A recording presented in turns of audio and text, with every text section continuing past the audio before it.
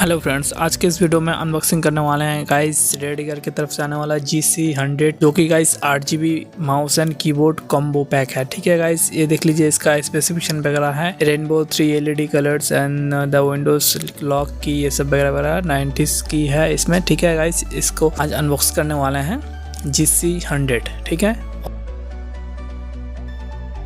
और गाइस ये देख लीजिए, इसका पीछे का इसमें फीचर्स स्पेसिफिकेशन कुछ है। ठीक है गाइस, और गाइस देख लीजिए।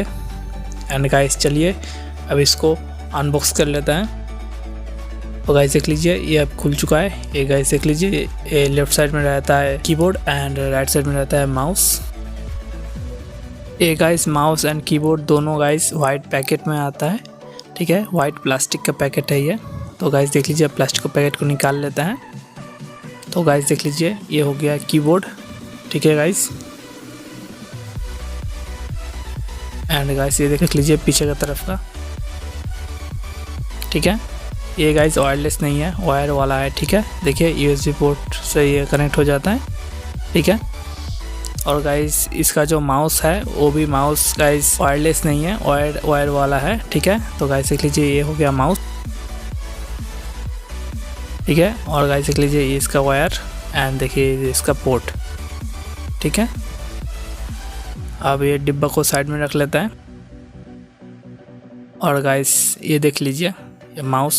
ठीक है, हाथ में पकड़ने में अच्छा ही लग रहा है, कोई दिक्कत नहीं आ रहा है, ये हाथ में सेट हो जा रहा है। ठीक है, एंड गाइस इसको अब साइड में कर लेते हैं। और गाइस चलिए अभी ये कीबोर्ड के बारे में देख लेते हैं। तो गाइस देख लीजिए, ये हो गया कीबोर्ड, और इसके साथ तो गाइस देख लीजिए इसका की वगैरह